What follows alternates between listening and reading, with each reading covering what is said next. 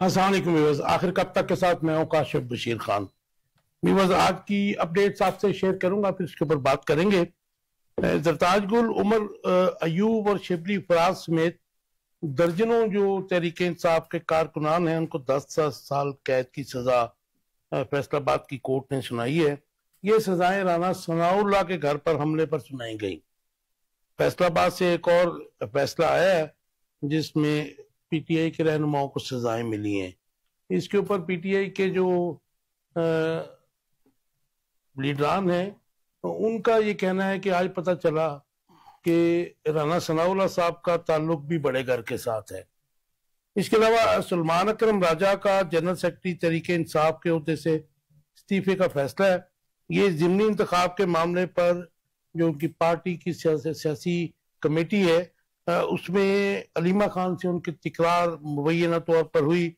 उसके बाद उन्होंने ये फैसला किया है, लेकिन साथ में उन्होंने ये भी कहा है कि जी मैं पीटीआई के मुकदमात बिला मुआवजा लड़ता रहूंगा। और इसके अलावा उन्होंने कहा जी कल इमरान खान से जेल में मुलाकात करूंगा। लास्ट टाइम भी मैंने इस्तीफा दिया था लेकिन उन्होंने एक्सेप्ट नहीं किया था, तो कल मैं फाइनल जो है इस्तीफा उनको दूंगा।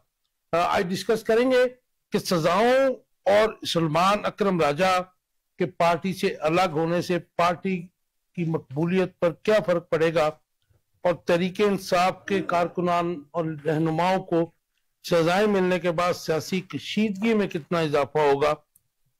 दूसरी खबर जो हमारे पास आई है, जो अपडेट आई है, वो ये है कि हुक्मरान इत्तेहाद, पीपीपी और नून लीग ज़िमनी इंतखाबात मिलकर लड़ेंगे। इस वक्त तो एब्सोल्यूट पावर इंजॉय कर रहे हैं, 2/3 मेजोरिटी भी है और जो चाहे रिजल्ट भी हासिल कर लेते हैं। ये इत्तेहाद जो है फिर दोनों जमातों के मिलकर इलेक्शन लड़ने की वजह, ये मैं अपने मेहमानों से आज पूछूंगा आखिर कब तक में। और एक और खबर है जो हर साल हम आती है और उसके बाद हम उस पर बात भी करते रहते हैं और नेक्स्ट ईयर में फिर वही काम होता है। आटे की कीमतों में यकदम इजाफा हो गया है और आटा जो 2200 रुपए मन बिक रहा था, आज जो उसकी कीमत है मार्केट में वो 3000 रुपया हो गई है। और जिसके बाद जो है आटा भी चीनी की तरह जो है वो कमयाब या नापैद होने का खतरात पैदा हो गए हैं। आज ये डिस्कस करेंगे कि आटा मार्केट से कौन गायब कर रहा है और क्या पंजाब हुकूमत लास्ट ईयर की तरह और उससे पिछले साल की तरह गंदम इंपोर्ट करने का प्रोग्राम बना रही। क्योंकि होता यही है कि चीनी और गंदम जो है पहले एक्सपोर्ट कर दी जाती है और फिर कहा जाता है कि जी गायब हो गई या कम हो गई या किल्लत पैदा हो गई तो फिर इंपोर्ट की जाती है। क्या ऐसा कोई प्रोग्राम बन रहा है?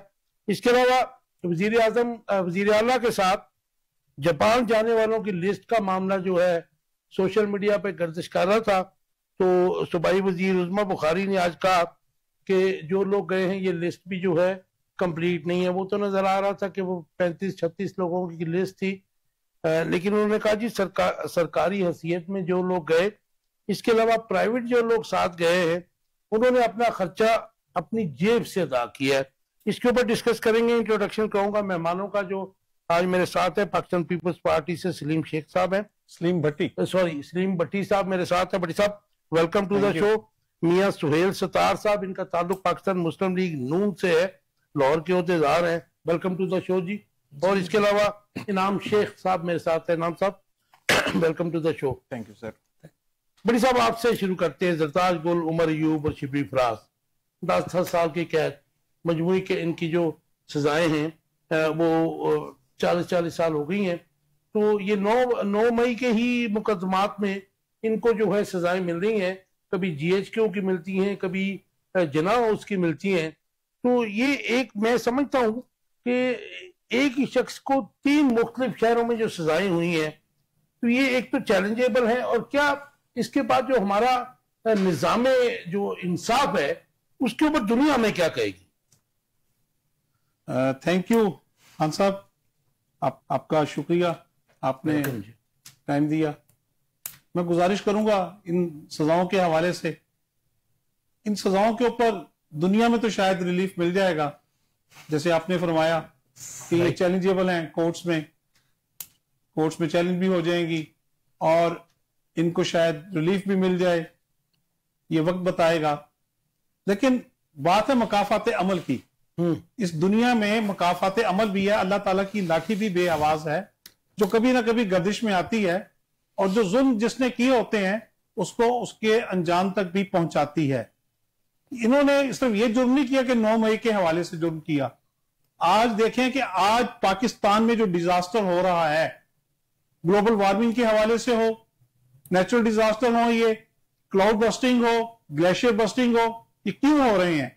ये इसलिए हो रहे हैं कि इन लोगों ने इस मुल्क को, कौम को धोखा दिया अल्लाह के नाम पर, सुन्नत नबी के नाम पर। जो दरख्त लगाना एक सुन्नत नबी है, उन्होंने कहा कि जी हमने अरबों खरबों दरख्त लगाए केपीके में, गिलगित बल्तिस्तान में और पूरे पाकिस्तान में, लेकिन आज जब वक्त आया कि इन्होंने इतने अरसा हुकूमत की तो वो दरख्त या पौधे कहां हैं? बल्कि मैं आपकी तवज्जो दिलाऊंगा इस हवाले से गिलगित बल्तिस्तान की खासतौर पर, कि जहां पर बड़ी महंगी और कीमती लकड़ी जो है उस सरकारी सरपरस्ती में चीफ मिनिस्टर हाजी गिलबर खान की मौजूद सरपरस्ती में तबाह बर्बाद करके बेची जाती है, लूट मार की जा रही है। तो ये जो लूट मार ये कर रहे हैं, इन्होंने कहा जी बिलियन ट्री आएगा, सुनामी आ गया ट्रीज का, तो ये सारी सजाएं जो नहीं इकट्ठी करके इनको भी तो और बड़ी सजाएं देनी है अल्लाह ताला ने। जो जैसा करेगा वो भरेगा। अच्छा, सीधी सी बात है, इनको सजाएं मिलनी है, सबको मिलनी चाहिए, जिसने भी किया भुगतेगा वालों को, और कौम की दौलत लूट कर बाहर पहुंचाने वालों को भी मिलनी चाहिए। बिल्कुल मिलनी चाहिए और बिल्कुल मिलेगी। इस दुनिया में अल्लाह ताला दिखाता है। आप देखें कि मतलब ये सैलाब आया पूरी दुनिया में, जब सैलाब आए पूरी दुनिया में देखें कि जिन लोगों ने लूट मार की क्या असर हुआ। आपका ताल्लुक जिस जमात से है उसकी लीडर मुहतरमा बेनजीर भुट्टो, ये मौजूदा लीडरशिप वो भुट्टो वाली, मेरा लीडर जुल्फकार अली भुट्टो था और मेरी लीडर मोहतरमा बेनजीर भुट्टो थी। अच्छा, उन्होंने रेजिलियंस की सियासत की और उनके ऊपर भी जाहिर है कि रियासती जबर का भी सामना किया, गो कि वो भी जियाउल हक से और जनरल मुशर्रफ से भी उन्होंने डील भी की, नवाज शरीफ साहब ने भी मुझे। मेरा सवाल ले लीजिए, अब ये जो व्हील चलता है, जो सर्कल चलता है, ये जाहिर है कि आज अगर इमरान खान की गवर्नमेंट थी कल, तो अगर उन्होंने कुछ किया तो आज उनको फेस करना पड़ रहा है, और मेरे ख्याल में वो व्हील काफी हद तक घूम चुका है। वो घूम के दोबारा इत्तेहादी पार्टी की तरफ आएगा तो क्या ये सर्कल चलते ही रहेगा ऐसे? लेकिन जी हमारे तो मोहतरमा बेनजीर भुट्टो से लेकर और मोहतरम आसिफ अली जरदारी साहब तक बेशुमार मुकदमे बनाए गए। 14-14 साल तक हमारे कायद आसिफ अली जरदारी मर्दे हुर्र ने जेल भुगती, सजाएं मतलब किसी जगह से उनको नहीं मिल सकी। क्यों? कि वो सारे केसेस झूठे थे। जो केसेस बनाने वाले थे उन्होंने कहा कि हमें माफ कर दो, हमने अपने आकाओं के कहने पर आपके खिलाफ झूठे केस बनाए थे। कौन थे जिनके? वो आपके सामने है। जिस सैफुर रहमान ने जो केस बनाए थे नवाज शरीफ के कहने पर या उस वक्त के फौजी डिक्टेटर के कहने पर वो बनाए, और उन फौजी डिक्टेटर का भी क्या अंजाम हुआ अल्लाह माफ करे। पहले फौजी डिक्टेटर आया तो उसका चेहरा भी गायब हो गया, दूसरा डिक्टेटर आया तो उसकी मैयत भी पाकिस्तान नहीं आने दी। भट्टी साहब, सैफुर रहमान तो मियां नवाज शरीफ का मिनिस्टर था, वो तो किसी डिक्टेटर का मिनिस्टर। तो मियां नवाज शरीफ साहब के साथ भी क्या हो रहा है? एहतसाब कमीशन वाला, एहतसाब जो है वक्त का पहिया घूम रहा है, उनको भी सजाएं मिल रही हैं। आज उनकी बेटी और भाई वजीर आजम है, उसके बावजूद उनका जो हाल है सियासी तौर पर मार्शल लगा था, मैंने तो खुद सैफुर रहमान को आंसू से रोते थे। कब खैर आगे चलते हैं। जरदारी साहब के कदमों में बैठ के भी रो रहा था, माफी मांग रहा था। आज फिर एक ही है ना फिर जी। मियां साहब कैसे देखते हैं ये जो सजाएं एज ए पोलिटिकल वर्कर? आप क्या समझते हैं कि एक शख्स को 4 मुख्तलिफ जगहों पर क्या एज ए ह्यूमन पॉसिबल है ये? बिस्मिल्लाहिर्रहमानिर्रहीम जी, अस्सलाम वालेकुम। सबसे पहले 4 जगह हो या 10 जगह हो, एक बंदा 4 जगह क्राइम करेगा तो 4 जगह ही सजा होगी। एक वक्त में तो नहीं कर सकता। एक टाइम में सर होता मुशावरत है ना। ये 9 मई का वाकया कुछ ऐसा था कि उसको लीड किया जा रहा था ना, उसके बेनिफिशियरी आप थे।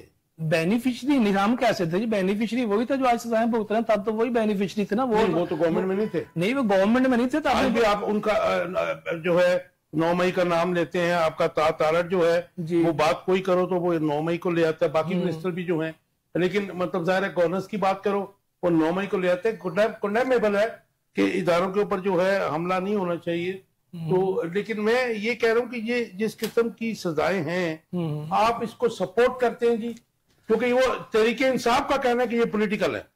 नहीं सर, पॉलिटिकल बिल्कुल भी नहीं है सर। क्राइम है, जो क्राइम का फैक्ट है ना, जो पॉलिटिकल सजाएं हैं। पॉलिटिकल सजा हुई थी मियां नवाज शरीफ साहब को, बेटी के साथ उनको जेल में डाल दिया गया, बाद में बरी कर दिया गया। पॉलिटिकल सजा सर वो थी, ये पॉलिटिकल सजा नहीं है। आप अदारों को आप हिट कर रहे हैं, आप फोन पे 10 जगह फोन करेंगे, वहां पे जाके तोड़फोड़ कर दो, वहां जाके आप जलाओ गिराओ कर दो, तो जितनी जगह आप जलाओ गिराओ करवाओगे, जितनी जगह फोन करके आप अपना नाम भेजोगे, बच्चों को आपने क्राइम में सिखा दिया ना। एक यूथ को आपने लिया, बच्चे थे वो कॉलेज स्कूल वाले बच्चे थे, उनको आपने हाथ में किसी को बंदूक दे दी, किसी को गलेल दे दी, ये इन किसी को ऑयल की बोतल दे दी आपने, वो बोतलों में पेट्रोल लेकर फेंक रहे थे, तो आपने क्राइम ऑफेंस किया ना। इन सजाओं के बाद 2022 में उनकी हुकूमत खत्म करने के बाद, जिसको वो रजीम चेंज कहते हैं, आप उसको कहते हैं जी अदम एतमादी, खैर दोनों ही नहीं थे, दोनों चीजें कुछ और ही था। तो आप क्या समझते हैं कि वो पॉपुलैरिटी, वो गेन या आपका वोट बैंक आपको कुछ मिला उससे? जी क्यों नहीं मिला? गवर्नमेंट में वोट लेके बैठे हुए सर, गवर्नमेंट है, अपना वोट मिला, हितादी बैठे हैं, हमारे भाई हैं जो सब वोट लेके आए हैं अपना। एक नहीं वोट सीटें अगर कम थी तो इत्तेहाद बना, इत्तेहाद के गवर्नमेंट है, वोट लेके गवर्नमेंट आई है, बेनिफिट है। लेकिन आपने देखा क्या, मुल्क को तो डिफॉल्ट करके दे दिया गया।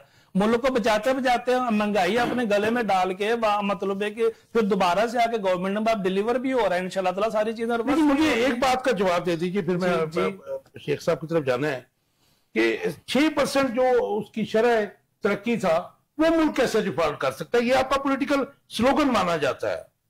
नहीं सर, आप चीजें 6% ऑफिशियल डाटा जो था वो कह रहा था कि 6% शरह तरक्की था उस वक्त मुल्क का 2022 अप्रैल में। देखिए सर, मैं इकोनॉमिस्ट नहीं हूँ, बात ये है कि नहीं, लेकिन नहीं सर, आप दुनिया देख रही थी चीजें किधर जा रही थी, दुनिया देख रही थी, आप देख रही है खुदकुशी नहीं सर, खुदकुशी तो अल्लाह ना करे, सलाम में कुछ हो गया हो तो वैसे खुदकुशी, महंगाई, चीजें रुकी हुई है। आपकी जो फोर्स बनी है, जो लोगों के बाजारों में जाके उनको तंग कर रही है, मैं आपको कुछ फुटेज दूंगा और एक्सपेक्ट करूंगा कि आप लीडरान को कहें कि जिस तरीके से वो पैसे बना रहे हैं और जिस तरीके से लोगों के ऊपर वो जाली FIR काट कर उनको तंग कर रहे हैं, उसका भी कुछ करें। सर कौन सी FIR से गवर्नमेंट को पैसे बनते हैं सर? एक तजावजात हो रही है, कब्जे हुए हैं, कब्जे छुड़ाना कोई जुर्म तो नहीं है। मैंने ये तो कहा ही नहीं कि गवर्नमेंट पैसे बना रही है, वो ब्यूरोक्रेसी, वो अफसर जो है, चाहे वो पुलिस का है या उस फोर्स का है, क्या नाम है उसका जी? Para force. मेरे पास कुछ फुटेज आई, आपको वो भेजूंगा। नहीं सर, देखिए अब कब्जा छुड़वा रही है, फिर अगर कब्जे छुड़वा के ऑल्टरनेट नहीं दे रही, कब्जे करवाने वाले भी नहीं, ऑल्टरनेट देखिए, रेडी मॉडल रेडियां दी जा रही हैं, उनको रोजगार दिया जा रहा है, कि एक तरीकाकार बनाया जा रहा है, रेडी कहाँ पे लगनी, जहां पे ट्रैफिक ना ब्लॉक हो, उसका एक मैकेनिज्म बन रहा है सर, बन चुका है। अब मॉडल रेडीज मिल रही है, अब लैपटॉप मिल रहे हैं बच्चों को, अपना आपका जो यूथ प्रोग्राम चल रहे हैं, गवर्नमेंट क्या नहीं कर रही। उसके बाद 1103 प्रोग्राम में आप शादियां करवाई जा रही है, वो भी तो हमारे मुल्क में ही हो रहा है ना। मियां साहब के आज वो जो रिपोर्ट आई है कि 1100 के करीब जो है लैपटॉप ही गायब हो गए आपके पास जो आए थे ऑर्डर। राइट शेख साहब, वो मिल जाएंगे अगर गायब हुए, मुझे नहीं पता, वैसे अगर गायब हुए तो निकल आएंगे, वैसे ऐसी बात है तो कोई नहीं। जापान तो नहीं गए होंगे वहां? नहीं, जापान नहीं जा सकते, जापान से आए होंगे, आएंगे इंशाल्लाह, उधर से जाएंगे नहीं। जी शेख साहब, कैसे देखते हैं ये 10-10 साल कैद की सजाएं राना सनाउल्लाह के घर पर हमले पर सुनाई गई, लेकिन हम बड़े बदकिस्मत कौम है कि वो 2014 मुझे आज तक नहीं भूलता, वो मैंने खुद भी देखा था कि जहां पे राना साहब के हुक्म से मॉल टाउन में जो इस किस्म की वो हुआ था और जितने लोगों की वहां पे शहादतें हुई थी, डॉक्टर बाकर नजफी की रिपोर्ट भी याद आती है, तो उसके ऊपर कोई एक्शन आज तक नहीं हुआ। मेरे ख्याल में ये सजाएं ठीक हैं, होनी चाहिए इदारों के ऊपर जिसने भी चढ़ाई की है, लेकिन काश कि सुप्रीम कोर्ट, आपका टेक इसके ऊपर कि सुप्रीम कोर्ट पे जिन्होंने हमला किया या फिर बेगुनाह जो कत्ल हुए उनका भी कुछ होना चाहिए। बिस्मिल्लाहिर्रहमानिर्रहीम। बहुत शुक्रिया काशिफ भाई, मैं आपका शुक्रगुजार हूँ, आपके चैनल का शुक्रगुजार हूँ कि आपने मौका दिया इतना कि हम इस पे लोगों को एग्जैक्ट आगाही दे पाए इन पॉइंट्स के ऊपर। आप हमेशा से प्रोग्राम जब भी करते हैं बड़ी फहमो फरासत रखते हैं और आप चीज़ों को समझते भी बहुत अच्छे तरीके से हैं। काशिफ भाई, जहां तक सजाओं का ताल्लुक है, मेरा ख्याल है इधर हम सब इस चीज को एग्री करेंगे कि अगर किसी ने रियासती अदारों पे चढ़ाई की तो उनको तो सजाएं होनी चाहिए, इसमें तो कोई ढकी छुपी बात ही नहीं है, बड़ी क्लियर कट बात है। जिन्होंने हमले किए, जिन्होंने कपड़े लटकाए या कोई भी हरकत की, वो तो सजा के हकदार बनते हैं, उनको सजा होनी चाहिए। अब ये कोर्ट का काम है कि उनको सजा मिलती है या नहीं मिलती, वो एक सेपरेट टॉपिक है। दूसरी तरफ हम ये देखते हैं कि इसमें पॉलिटिकल मोटिवेशन भी आ जाती है, कि पॉलिटिकल मोटिवेटेड केसेस भी आ गए। जैसा कि आपने बात की कि बहुत सारे शहरों में एट ए टाइम एक ही बंदे के ऊपर केस हो गए। सिर्फ ये कह देना कि उसने प्लानिंग की थी, तो अगर उसने प्लानिंग की थी तो उसके जाहिर है कोई ना कोई शवाहिद भी होंगे। शवाहिद जब होंगे तो अदालत के अंदर पेश किए जाएंगे, उन शवाहिद की बेसिस के ऊपर उसको भी सजा हो जाए तो कोई मसला नहीं। लेकिन अगर वो शवाहिद मौजूद नहीं है और सिर्फ मफरूजे हैं, कि मफरूजे के बुनियाद पे ये कह दिया जाए कि जी इसने मुझे फोन पे कहा था या हम समझते हैं कि इसने किया था, तो मेरा ख्याल है मफरूजों की बुनियाद के ऊपर केस बनाना बिल्कुल गलत है। फिर ये वही पाकिस्तान होगा जिस वक्त चौधरी जहूर अलाई के ऊपर भैंस चोरी का मुकदमा डाल दिया गया था, जुल्फकार अली भुट्टो के ऊपर कत्ल का मुकदमा डाल दिया गया था। तो ये हमने फिर इसका मतलब है स्पीकर चोरी करने का भी चौधरी तो सर वही मैं कह रहा हूं, इसका मतलब है हमने तारीख से सबक ना सीखा, हम लोग वही रहे उसी तरह रहे, दुनिया आगे बदलाना अपने आप को जो थे वही रहे हैं, तो हमारी हालत उसी तरह की रही है, हम नहीं बदले। अब आ जाए 9 मई पे, क्यों आपने कहा, अभी आपने जिक्र किया कि पीपल्स पार्टी और खासकर पीएमएलएन ये 9 मई को बहुत ज्यादा आगे लेके चल रहे हैं और 9 मई का इनके हर मिनिस्टर जिक्र करते हैं। अच्छा, आप थोड़ा सा अगर इसके पीछे चले जाएं तो आपको याद होगा डॉन लीग्स, जब पीटीआई की हुकूमत थी तो पीटीआई भी इसी तरह करती थी, पीटीआई भी डॉन लीग्स पे खूब अवेला मचाती थी, पॉलिटिकल गेन करने की कोशिश करती थी कि ठीक है जी इनको सजाएं होनी चाहिए। हमारे मुल्क के अंदर सियासतदानों ने मेच्योरिटी कभी भी नहीं दिखाई, कभी भी मिलकर आपस में बैठ के ये नहीं डिसाइड किया कि हम आपस में मिलकर बैठ के इस मुल्क को आगे लेके चलते हैं। हम ये अवाम की जो पहली आइन की 40 शिकें जो अवाम की बेहतरी के लिए हैं, इसके ऊपर हम कोई काम कर लें, कोई वेलफेयर स्टेट बना लें, ये तो हमने कभी सोचा ही नहीं ना। हमने कभी नहीं सोचा कि बच्चों की तालीम का क्या होगा, सेहत का क्या होगा, सैलाब आएगा तो क्या होगा, जल्जले आएंगे तो क्या होगा, और इस मुल्क के अंदर खुदा ना खास्ता गुर्बत आएगी, कारोबार नहीं होगा तो उस वक्त हम क्या करेंगे। हमारा एक ही तरीका रहा है सियासतदानों का, जो कि इनको दोबारा सोचना पड़ेगा, बैठ के इनको दोबारा ड्राइंग रूम में जाना पड़ेगा कि हम आपस में बैठें, चाहे ओपोजिशन है चाहे हुकूमत है, हमें ये चीजें छोड़ देनी चाहिए। एक दूसरे की आइडियल बात कर रहे हैं सर, एक टाइम आने जिस तरह दुनिया मेच्योरिटी की तरफ जा रही है, वो टाइम पाकिस्तान में भी आना है और मुझे वो टाइम ज्यादा दूर नहीं लग रहा। देखिए शेख साहब, यहाँ पे फेडरल मिनिस्टर मौजूदा हुकूमत के कहें कि जी हाइब्रिड निजाम है, और दूसरी तरफ इमरान खान कहें कि जी ये जो हुकूमत है इसके हाथ में कुछ नहीं, इसके हाथ पास में कुछ नहीं है, तो फिर कैसे डायलॉग होगा, पॉलिटिकल डायलॉग कैसे होगा। सर देखिए यही ना, अब आप एक तरफ से इंतशार दिलवाते हैं कि जी हाइब्रिड हुकूमत है, दूसरी तरफ से खान साहब कहते हैं मैं इनसे क्या बात करूं, इनके पास अथॉरिटी नहीं है। आप आपस में बैठिए, बात कीजिए। चले आज अथॉरिटी नहीं भी है बकौल आपके, कुछ ना कुछ तो अथॉरिटी है, ऐसा तो नहीं है असेंबली में बैठ के सारे अपनी तनख्वाह बढ़ा लेते हैं, उस वक्त तो अथॉरिटी होती है। असेंबली में बैठ के सारे अपने पर्क्स बढ़ा लेते हैं, उस वक्त अथॉरिटी होती है। उस वक्त आईएमएफ कुछ नहीं कहता, असेंबली में बैठ के ये तय कर लेते हैं कि हमने जहाज की इतनी टिकटें लेनी है, इतने बैरून मुल्क के दौरे करने हैं, उस वक्त आईएमएफ कुछ नहीं कहता। ये सारी अथॉरिटीज होती हैं, तो अवाम के लिए भी कोई अथॉरिटी निकाल लीजिए, अवाम की भी कोई भलाई कर दीजिए, अवाम का भी पुरसाने हाल बन जाइए। आप जरा बाहर निकल के देखिए गुर्बत का क्या हाल है, बेरोजगारी का क्या हाल है, लोगों के कारोबार तबाह हो चुके हैं, और हम दिन ब दिन एक नई से नई फोर्स बना रहे हैं। किसके लिए? उन लोगों के लिए जो बेचारे पहले ही गुर्बत में मरे हुए हैं। जहां तक पैरा की बात है, मैं सिर्फ एक गुजारिश करूंगा, जहां तक पैरा फोर्स की बात है, बहुत अच्छी फोर्स बनी है, बिल्कुल खत्म होने चाहिए, 95% लोग इससे खुश हैं। लेकिन पैरा को यह हक नहीं पहुंचता कि गरीब आदमी का सामान लेके उसको ट्रकों में डाले और सामान लेके चला जाए।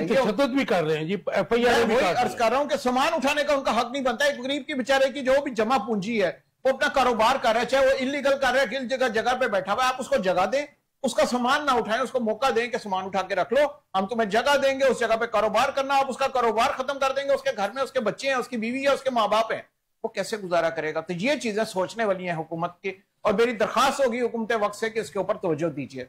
राइट, मुझे पट्टी साहब बताइएगा, ये जो सजाएं मिल रही हैं PTI को मिल रही हैं, तरीके इंसाफ के जो सजाएं हैं, इनके मिलने के बाद सियासी कशीदगी में कितना इजाफा होगा। कुछ जैसे अभी मियाँ साहब भी बात कर रहे थे, मियाँ सुहेल साहब भी, शेख साहब भी, कि पॉलिटिकल डायलॉग जो है वो जाहिर है कि किसी भी निज़ाम का हुस्न भी होता है, तो लेकिन वो अभी हमें नजर नहीं आ रहा।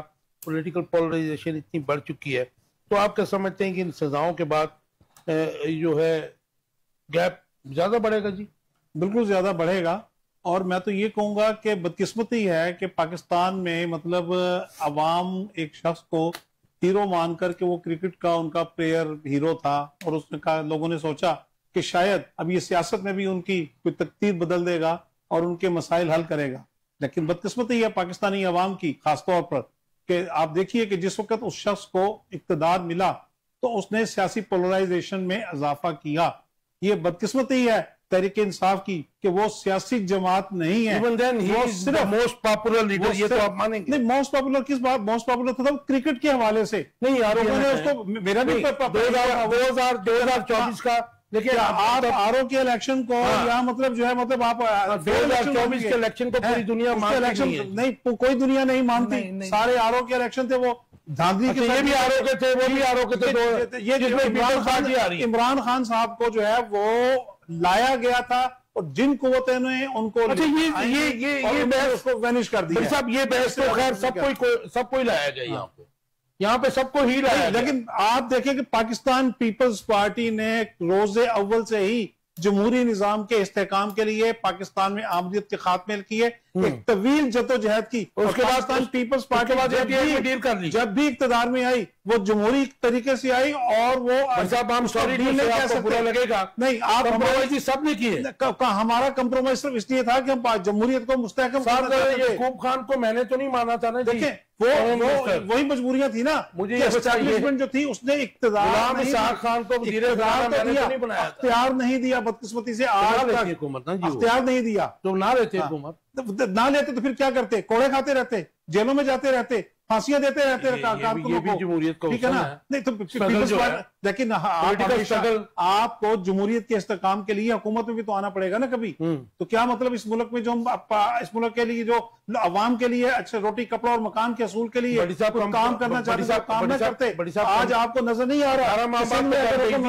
तो वहां 32 लाख लोगों को घरों में आबाद किया जा रहा है, 32 लाख घर तक बनाकर दिए जा रहे हैं। क्या बिलावल भुट्टो रोजाना लोगों के घरों में जा जाकर गरीब और बेवा खवातीन को आपको नजर नहीं आता कि वो जो घर दे रहे हैं वो क्या है, वो क्या हमारे रोटी कपड़ा और नजर आता है लेकिन देखना नहीं चाहते। नजर नहीं, नजर आता है क्या मतलब, क्या वो घर नहीं है, ये क्या वो हवा के ख्वाब है। बड़ी साहब ये नजर नहीं आ रहा, गलियां नजर नहीं आ रही, ये कॉस्मेटिक्स तमाम सियासतदानों के देख के हम जवानी से बुढ़ापे में आ गए। माजदा से कॉस्मेटिक्स है, आप कॉस्मेटिक्स मीडिया के दोस्ती के ना, आज आपको जो है मुर्तजा वहाब के ऊपर क्रिटिसाइज करना भी नजर आ जाता है कि मुर्तजा वहाब जो है उसने काम नहीं किया। लेकिन मुझे पता है 50 साल तक की वीडियो एमक्यूएम और जमात इस्लामी बरसरी इख्तिदार नहीं, और आज भी एमक्यूएम की डाली हुई बोरियां सीमेंट की गटरों से निकल रही हैं। और दूसरी बात जो मैं आपसे कहना चाहूंगा, वो सीमेंट की बोरियां, सीमेंट की बोरियां, रसले की बोरियां निकल नहीं रही। जैसे आपने देखा ना, सीमेंट की बोरियां दोनों निकल रही हैं। अच्छा, वो किसने डाली हैं? और आपको जो है हमारी पाकिस्तान पीपल्स पार्टी की अपॉइंट की हुई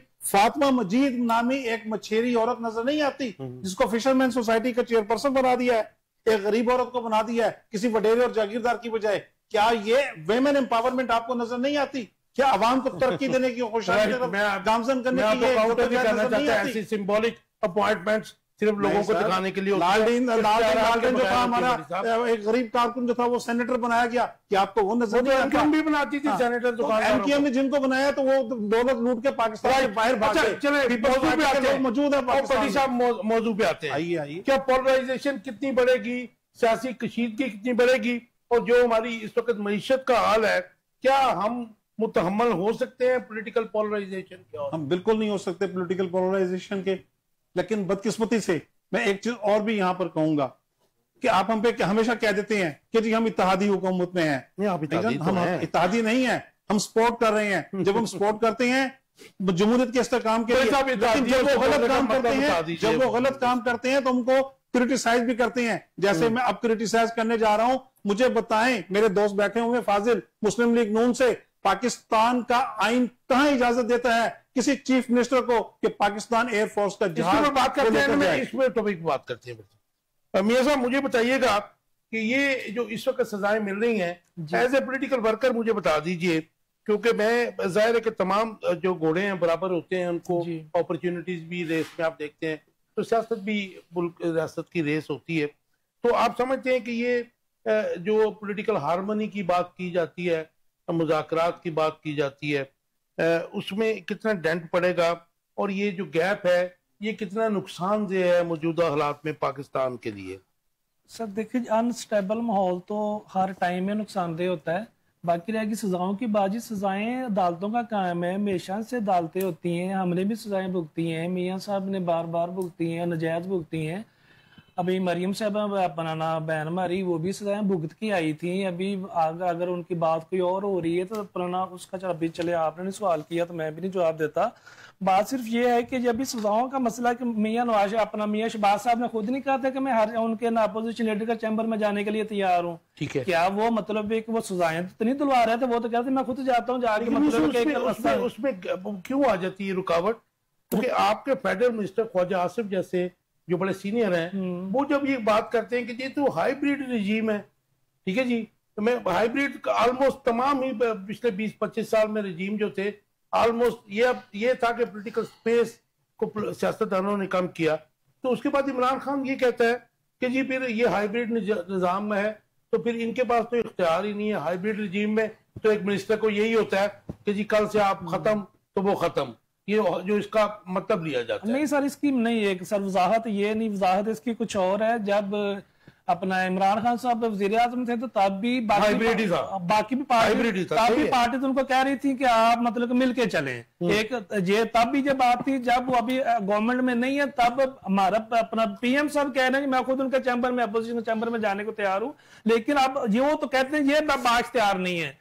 अफसोस की बात है कि उनके जो बाहर लोग फिर रहे हैं, उन्होंने जिनको अहदेदार बनाया हुआ है वो बात तैयार नहीं है। वो अगले दिन कहते हैं हम जेल जाएंगे, जेल से पूछ के आएंगे, तो जेल में पूछने का वो जवाब ही नहीं आता, उनको जवाब ही नहीं मिलता है। बाद में अगले दिन किसी औरत का बयान कोई आ रहा होता है, किसी मर्द का कोई आ रहा होता है, उनके पास खुद किसी के पास इख्तियार ही नहीं है। इसलिए पार्टी टूट फूट रही है, पार्टी टूट फूट का शिकार हो रही है। जब वो किसी दूसरे के लिए कुएं खोदते थे, बातें करते थे, तो आज उसी कुएं में खुद गिर रहे हैं। पार्टी कहाँ खड़ी हुई है? अभी क्या बातें हो रही है? वो जो पहिया चल रहा है वो चल रहा है, वो चलता ही रहना सर, जब तक जिंदगी है, क़यामत नहीं आ रही है, पहिए तो चलता ही रहने। आपकी हुकूमत भी खत्म होनी है, वो पहिए के ज़द में आपने भी आना है। नहीं जरूरी नहीं कि पहिया मतलब पहिया बात वो नहीं, पर पहिया क़यामत तक चलता रहना है जी। जो पहिए के नीचे आया तो आ जाएगा। शेख साहब, पोलराइजेशन में इजाफा जरा मुख्तसर दीजिए। 2 सवाल और है, थोड़ा सा हम लेट भी हो गए थे, मैं चाह रहा हूँ वो भी कवर हो जाए। तो ये मामला जो है कितना खराब होगा? चले वो सजाएं होगी, वो अदालतें जाने, वो जाने, डी सीट हो गए, चीफ इलेक्शन कमिश्नर जाने, वो जाने। ज़िमनी इंतखाब में ये दोनों जमातें मिलकर इलेक्शन लड़ना चाह रही हैं, पीपीपी और नून लीग। लेकिन आज 1-2 चैनल्स पे मैंने देखा कि फरहानुल्लाह जैसा बात कर रहा था कि जी हम तो बड़ा उसके ऊपर कर रहे हैं, एहसान कर रहे हैं पीपल्स पार्टी पे कि डीजी खान वगैरह में इनके 2-2, 3-3 हज़ार वोट थे, लेकिन हम उन्हें वहां पे इनको इनके अलाई इनको हमने बनाया। तो ये फिर अगर पीपल्स पार्टी पीटीआई की मकबूलियत नहीं है, इमरान खान की मकबूलियत नहीं है, तो फिर ये इकट्ठे क्यों इलेक्शन लड़ रहे हैं?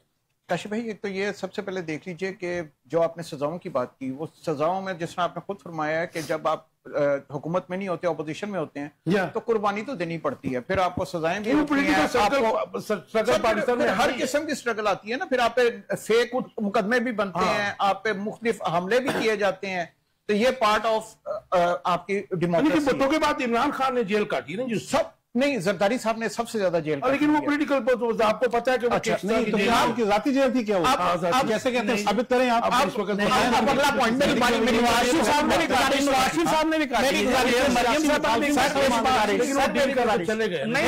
कोई डील नहीं, जरदारी साहब डील करके बाहर। अच्छा, सजाओं से जरा हट जाते हैं क्योंकि मेरे भाई सजाएं छेड़ दी, वो गलत हो गया। अच्छा, पार्टी है वो नून लीग और पीपल्स पार्टी का जो इत्तेहाद है, ये जमहूरियत में होता है कि दो पार्टीज, कोई भी 2 पार्टीज आपस में डिसाइड कर लेती हैं कि हम आपस में इत्तेहाद करना चाहती हैं, तो इसमें कोई मुज़ायका नहीं है। मतलब जमहूरियत में कोई कहत नहीं है। अगर कल को मौलाना फजल रहमान भी इनके साथ आना चाहें तो उनको बिल्कुल इख्तियार है। यहां तो आप कह दीजिए कि आइन के अंदर ये नहीं लिखा हुआ कि कहीं पे इत्तेहाद किया जा सकता है, फिर तो बिल्कुल ठीक है। आपने ये देखा पीटीआई अचकज़ई साहब के साथ इत्तेहाद कर रही है, बिल्कुल कर रहे हैं, लेकिन आप मेरी बात नहीं समझ पाए। मैं क्या नून लीग और पीपल्स पार्टी को हक नहीं है? इनको कोई डर है उससे, पीटीआई से जो इकट्ठे मिलकर लड़ रहे हैं? देखिए, एक स्ट्रेटेजिक प्लानिंग होती है कि हमने ज्यादा वोट इकट्ठे करने, जिस जगह पे हमारी कमजोरी है, अगर हम 2 मिल जाएंगे तो शायद हम बेहतर मुकाबला कर पाएंगे। ये सोच के 8 फरवरी 2024 के बाद तो कोई डर नहीं होना चाहिए था। नहीं, हुकूमत को देखिए, हुकूमत हमेशा चाहती है कि मुझे और कंसोलिडेट होना चाहिए, मुझे और सीटें मिलनी चाहिए ताकि मेरे मेजॉरिटी है उनके पास सर है, लेकिन वो फिर भी चाहेंगे कि हमें मजीद सीटें मिल जाएं ताकि हमें थोड़ा सा भी जो खतरा है वो ना रहे। और ये कोई मतलब ये जमहूरियत का पार्ट है, जमहूरियत का हुस्न है। हम इसको ये कह दें कि ये क्यों कर रहे हैं, कैसे कर रहे हैं। डी सीट जिस तरीके से किए जा रहे हैं उनके मेंबरान को, वो भी देखिए डी सीट का एक अलग चैप्टर है, वो जब आप कभी कहेंगे तो फिर हम उसके ऊपर डिस्कस करेंगे। मैं बड़ा इंपॉर्टेंट टॉपिक है, टाइम कम हो गया, मैं जरा वो करना चाह रहा हूँ। आपसे शुरू करते हैं जी, क्योंकि आपकी हुकूमत है। आज की जो लेटेस्ट बात है वो ये है कि आटे की कीमतों में यकदम इजाफा हो गया जी, और आटा जो है ना पैक भी हो गया, और जो 2200 रुपए, 2100, 2200 रुपए, चले 2250 रुपए मन था, आज वो 3000 रुपए पहुंच गया है, आटा नहीं है। तो क्या पंजाब हुकूमत गंदम फिर इंपोर्ट करेगी अगर इसी तरह? और ये गंदम गायब करने वाला आटा कौन है मार्केट से? सर जी, मैं अपने इसमें दो चीजें, अब एक तो आपने कहा जी गवर्नमेंट हमारी है, हमारे भाई बरादर बैठे हैं, पंजाब गवर्नमेंट का नहीं जी मामला, नहीं खाली तो पंजाब का नहीं है, जो ओवरऑल होता है। नहीं, आटा की जो यहाँ पे सूरत हाल है वो तो आपकी है जी। जी बिल्कुल जी, एक दिन से आप देखें, इसका तो बेहतर जवाब फूड मिनिस्टर साहब दे सकते हैं। सर मैं इसके लिए अथॉरिटी नहीं हूँ, तो ना मैं कोई इसकी तैयारी में आया हूँ कि मैं उसके फिगर एंड फैक्ट्स लेके आऊँ। तो बाकी अगर वो कोई चीज हुई है अपना, तो वो उसका इंशाल्लाह कंट्रोल भी होगा। आटा सस्ता करने वाली भी तो यही सीएम साहब आती है ना। अगर कहीं पे मैं आपको बता दूं, या फिर माफियाज है ना, माफियाज है, अगर कोई माफियाज भारी हुआ तो उसका ये फिर वो बात आती है कि फोर्स क्यों बनाई, मेरा फोर्स क्यों बनाई। मियां साहब माफिया की मजम्मत कर रहे हैं, मजम्मत कर रहे हैं, आप ले मजम्मत कर रहे हैं। कम से कम 5 से 6 जगह से कंफर्म किया रेट का, तो फिर मैंने ये क्वेश्चन डाला जी। अदरवाइज तो जाहिर है कि जी स्टॉपर हो सकते हैं, अगर हर गवर्नमेंट में होते हैं, लेकिन उनका कला कमा होगा ना। पीरा फोर्स इसलिए बनी ना कि मतलब कि जो अपना गलत लोगों को नहीं नेवर जी, बारह मैं ये कह रहा हूँ कि जो ऐसे मार्केट में एकदम से चीजें होती हैं उनके लिए फिर फोर्सेस बनती है ना। लोग डर जाते हैं, कहते हैं फिर इम्पोर्ट का मामला शुरू हो जाएगा शुगर की तरह। पिछले साल पहले भी आपने गंदम इंपोर्ट की थी, एक्सपोर्ट भी हुक्मरान करेंगे और इंपोर्ट भी नहीं, तो पिछले फायदा भी हुक्मरान को उठाएंगे, और पिछला तो गरीब आवाम नहीं है, तो क्या फर्क पड़ता है? आपका इसके ऊपर जो प्राइस एकदम राइस की, हालांकि तो मैंने तो यही किसान भी रो रहा है जी, किसान भी रो रहे हैं, किसान भी रो रहे हैं, हम भी रो रहे हैं कि टैक्स दे दे के थक गए हैं। ना हमें आटा मिलता है, ना चीनी मिलती है, ना दाल मिलती है, ना सब्जी मिलती है, ना फल मिलता है। मियां साहब गोश्त मिलेगा, मुझे बताएं 700-1300 रुपए गोश्त कौन देगा? मियां साहब अश्योर कर रहे हैं कि जो माफिया इसमें होगा तो कला कमा होगा जी उसका। बिल्कुल शेख साहब, आटे का मामला, आटे का मामला ये है कि शुगर का गया नहीं, उसके ऊपर इन्वेस्टिगेशन हुई। सर आटे का मामला ये है कि आज के दिन रोटी 20 रुपए की मिल रही है, आप मेरे साथ चले, नान 60 रुपए का मिल रही है, नान 25 रुपए का, कीमत तो 14 रुपए नहीं है, 16 रुपए है, लेकिन वो 20 की मिल रही, 16 रुपए है सर। और कहीं 100 ग्राम की नहीं मिलती। अच्छा वो नहीं मिल रही। और इस टाइम पे मिलती है सर 25 रुपए का नान था, जो कि इस टाइम 60 रुपए का मिल रहा है। रोटी की 60 रुपए का काम है जी, हर जगह पे मिल रहा है आपको। मैं चले, मैं आपको नोट करें। नहीं सर, उसको इंटरप्ट करना चाह रहा मैं सर। रोटी जब गवर्नमेंट आई, पंजाब गवर्नमेंट आई है, उससे पहले भी बता दें रोटी कितने की थी, उससे पहले बता दें कि आटा कैसे, पहले बता दें गंदम कितने रुपए किलो थी, कितने मन थी। मैं बताता हूँ मियां साहब, आपकी हुकूमत ने रेट कम किया और आपकी हुकूमत ने कहा कि इतने की रोटी मिलेगी। अगर नहीं मिलेगी तो हम आपके सामने ला रहे हैं, आप उसका पता कला कम होगा। बिल्कुल जी, उसका बिल्कुल सर आटे की कीमत बढ़ी है, आटे की कीमत बढ़ी है तो नान तो जो है ना वो उसने अपने घर से नहीं लेके आना, उसने वही बाजार से आटे की बोरी लेनी है। उसको जब महंगी मिलेगी तो बेचारा कहां से कमाएगा? आप उसके सर पे तलवार रख देंगे कि नहीं तो सस्ती बेचो, बेचेगा 2-4 दिन मजबूरी में, लेकिन वो तंग आ जाएगा। आप पहले अपना आटा सस्ता करें ताकि फिर वो नान और रोटी सस्ती हो। पहले अगर हो सकता तब भी होगा, सस्ता ही रहेगा इंशाल्लाह। इसमें ऐसा कुछ नहीं है कि जो देखा जाए। आप देयर गवर्नमेंट ये इंश्योर कर रहे हैं कि जी इसको इंशाल्लाह हम करेंगे। ये जो ड्रामेबाजी इन्होंने लगा दी मीडिया पे, अब सोशल मीडिया को भी आप उसमें काउंट कर लें।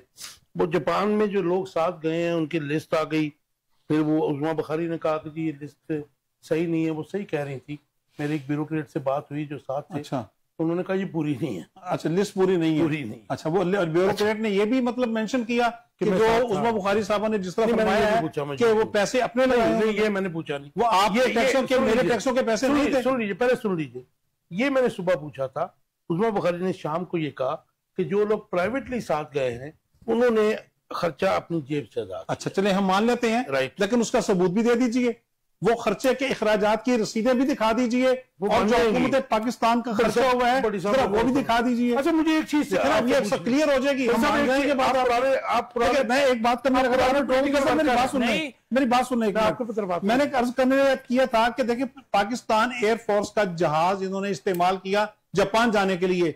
पाकिस्तान के कानून और आइन की कौन सी शिक इनको इजाजत देती है कि पाकिस्तान एयरफोर्स का जहाज कोई वजीर आला इस्तेमाल करे बाहर के दौरे के लिए? उसके डिस्पोजल पे वजीर आला नहीं, आइन में गुंजाइश नहीं है, तो किस बात की डिस्पोजल? अब सेकंड बात, इन्होंने 10 करोड़ रुपए का बजट अप्रूव करवाया काबीना से जापान के दौरे पर जाने के लिए। जब अप्रूव हो गया 10 करोड़ रुपए का, इन्होंने एडवांस निकलवा लिया 16 करोड़ रुपया। और भाई 6 करोड़ रुपए फालतू किस बात का? आपकी तो अप्रूवल ही। बड़ी इंपॉर्टेंट बात है।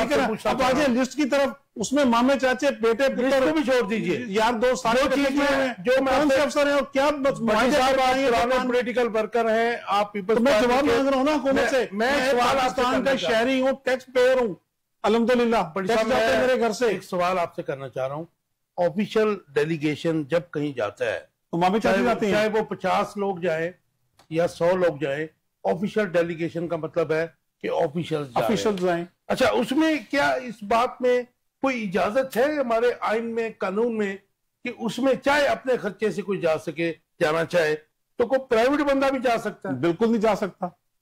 क्यों जाएगा? वो सैर और तफरी करने तो नहीं जा रहा, पाकिस्तान के मफाद के लिए जा रहा है कोई डेलीगेशन।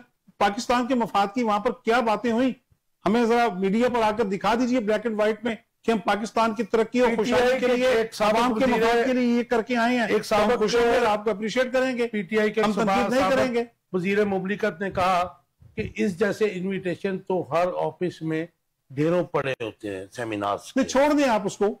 मैं जो बात कर रहा हूँ कि हमें पाकिस्तान का फायदा क्या हुआ, फायदा क्या हासिल हुआ? अब अगर इन्होंने कुछ पाकिस्तान का फायदा हासिल किया वो अगर अप्रिशिएट करेंगे, नहीं तो हमारा हक है इनसे हिसाब मांगना। अगर पंजाब में एक रिस्पॉन्सिबल मिनिस्टर कह रही है कि अपनी जेब से खर्चा अदा किया, फिर तो प्रॉब्लम नहीं होगी। नहीं, सर सबूत दे देना।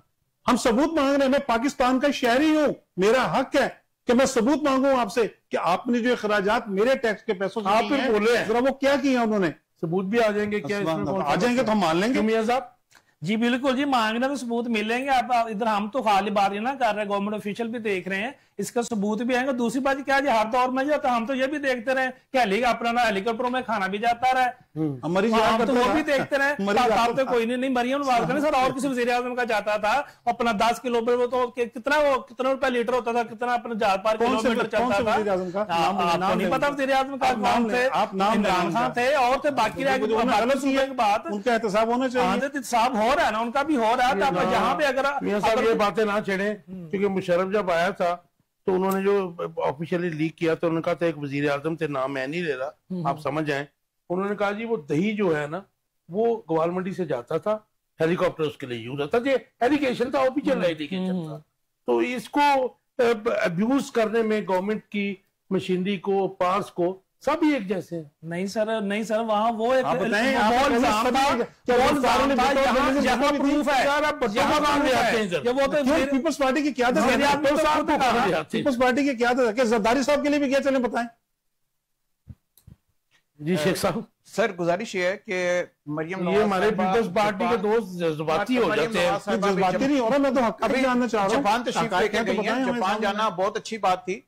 इनको इससे डबल डेलीगेशन लेके जाना चाहिए था और वापसी पे आके अवाम को बताना चाहिए था कि इससे कारोबार के अंदर ये बेहतरी आ रही है, टेक्नोलॉजी ट्रांसफर हम करवा रहे हैं, इन चीजों के अंदर हम अवाम को ये सहूलियात दे रहे हैं, अवाम के लिए हमने ये बेहतरी की है और ये हमारे मुआहदे हुए हैं, MOU नहीं हुए खाली, हमारे पक्के मुआहदे हुए हैं कि हम अवाम की बेहतरी के लिए इतने हॉस्पिटल पाकिस्तान में लेके आए हैं गवर्नमेंट ऑफ जापान से, अवाम के लिए इतने हम कॉलेजेस और स्कूल लेके आए हैं, अवाम के लिए टेक्नोलॉजी गाड़ियों की ट्रांसफर करवाई है। तो जापान की हम भी कदर करते हैं और हम इस टूर को डबल लोगों को भी साथ चली जाती तो हमें कोई इतराज नहीं था। अब अगर आके वो हमें ये बताएं कि हमने अभी तक जो भी किया वो MOU है और हमने पुलिस को इनहेंस कर दिया और हमने फिर पुलिस को इनहेंस कर दिया है, तो अवाम को पुलिस के नहीं, कोई फर्क नहीं पड़ेगा। बात यह है कि जापानीज जो पुलिस है तो वो आपको पता है कि कम्युनिटी पुलिस है और हमारा उनसे कंपैरिजन नहीं है। ग्राउंड की जो मारूजी हालात हैं वो डिफरेंट है। हम वो वाली पुलिस यहाँ पे ला भी नहीं सकते हैं और वो यहाँ चल भी नहीं सकती। आपको भी सर इंडेक्स लाने तो वहां के एजुकेशन सिस्टम लाए सर, वो एक तो जापानी काफिर लोग हैं, वेलफेयर सिस्टम जापानी काफिर लोग हैं, दुनिया के इंडेक्स के अंदर वो सबसे ज्यादा ईमानदार हम हैं। काफिर नहीं कहते सर वो दुनिया के अंदर सबसे ज्यादा ईमानदार है। आपको पता है, और हम चलते हैं अल्हम्दुलिल्लाह हम मुसलमान हैं, तो हमारा इंडेक्स के अंदर नाम मस्जिद में लोटे को भी जंजीर लगी हुई हमें है। इसको बेहतर करना है, हमें इसको बेहतर करना है, हमें अपने इमाम हुसैन की हुसैनियत पे चलना है, हमें नबी करीम सल्लल्लाहु अलैहि वसल्लम की जो इस्लाम के अंदर दिया हुआ सच्चाई उस पे चलना है। हम किस कौम की तरफ जा रहे हैं? हम किस झूठ पे जा रहे हैं, बेईमानी पे जा रहे हैं, अफरा तफरी पे जा रहे हैं, लोगों के साथ फ्रॉड पे जा रहे हैं? इन चीजों को हमें बेहतर करना है। इसमें थोड़ी सी बात है बढ़ाना चाहूंगा कि अब ये इनका टूर का टारगेट तो किया जा रहा है। क्या अभी ये जो 1.5 साल की गवर्नमेंट है, क्या आपको कोई बंदा कह सकता है कि मरिया वज़ीर आला पंजाब डिलीवर नहीं कर पा रही या डिलीवर नहीं किया है? ये पूरे आपके पंजाब में सीवरेज का सिस्टम बेहतरीन हो रहा है, जो मतलब जितनी डेवलपमेंट हो रही है, जितने आपके नए मनसूबे आए हैं, बच्चों के लिए आए हैं, ये देखिए कि प्रोग्राम आ रहा है, क्या मतलब है कि वो आई है तो आज एक दिन टूर को बात, आप अगले दिन सवाल का जवाब मांग रहे हैं। ये आगे डिलीवर आएगा ना, डिलीवर आएगा ना मोटरसाइकिलों के लिए। ये सड़कें कहाँ गई? बसेस आ रही है, ग्रीन कलर कहाँ गया? तो ये बाकी देख लेना, ग्रीन कलर वही चल रहा है, बाइक से साइड पे चल रही है, एक्सीडेंट कम हो गए हैं, बाइक से चल रही है। तो ये है कि जो लोकल बॉडी से काम करने हैं वो हमारे हुक्मरान करते हैं। ये हमारी कौम की बदकिस्मती कि लोकल बॉडीज जो है पूरी दुनिया में लोकल बॉडीज ये वाले सारे काम डेवलपमेंट करती है, हमारे यहाँ पे नहीं है। तो आपका इतराज है तो परवेज रशीद जैसा सीजन आदमी साथ गया हुआ, तो फिर कैसे मुझे बताएं कि शेख साहब वो कुछ सर परवेज रशीद साहब वाकई बहुत सीजन है और बड़े हम्बल पॉलिटिशियन है, और वो गाइडेंस भी देते हैं मरियम साहिबा को, एज ए फादरली समझ लें गाइडेंस देते हैं। और मेरा ख्याल है कि उन्होंने यकीनी तौर पे कोई ना कोई बेहतरी एडवाइस दी होगी, हमें नहीं मालूम कि उन्होंने क्या एडवाइस दी है, लेकिन उन्होंने कोई बेहतर एडवाइस, वो इस तरह के नहीं है, वो एरोगेंट नहीं है, वो लड़ाई झगड़ों के अंदर नहीं पड़ते, तो वो इन चीजों के अंदर बेहतर है। मुझे लगता है कि उनकी गाइडेंस में कोई बेहतरी की तरफ हम इंशाल्लाह जाएंगे। और वाकई ये मेरे भाई सही कह रहे हैं, अभी काम तो हो रहा है ना, इसमें तो कोई शक नहीं है। पंजाब के अंदर जितना काम हो रहा है, अगर हम बाकी सूबों से कंपेयर कर लें, तो मेरा ख्याल है पंजाब में इस टाइम काफी काम हो रहा है। एक लाइन का आंसर दे दीजिए। पता नहीं कहाँ काम हो रहा है, सड़कें टूटी हुई हैं। आज मैं गया वैलेंशिया टाउन की जानिब, कहते भावलपुर का हूं ना मैं, तो भावलपुर के दोस्त कहते हैं और जी लुट के खा गया पंजाब। मैं कहता हूँ यार अच्छा ये देखो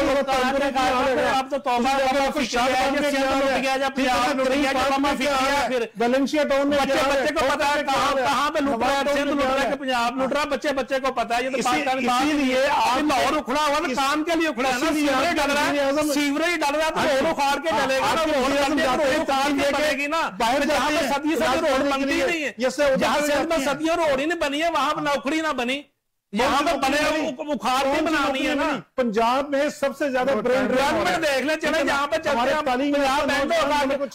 में निकलेंगे तो पता चल जाएगा, ऐसा लगेगा हम जैसे कराची जा रहे हैं, शहर से बिहार में चलेगा। लाहौर को नहीं, दोस्तों का बहुत लाहौर नहीं आ रहा, हमारे भाग रहे हैं यहाँ से, लाए बताएं ना लाहौर कौन से हैं। लाहौर में बैठा है, रेडियो देखते हैं, रेडियो हर जगह सरायकी का हक नहीं है, उसने करे सरायकी का हक नहीं है, सरायकी का हक नहीं है इज्जत की रोटी खाए, सरायकी का काम यही है झाड़ू लगाता रहे आपके घरों में आके। वाह भी वाह, अच्छी मंतक आप। राइट जी, थैंक यू वेरी मच। हमारे मेरे साहब थैंक यू, सब टाइम खत्म हो गया।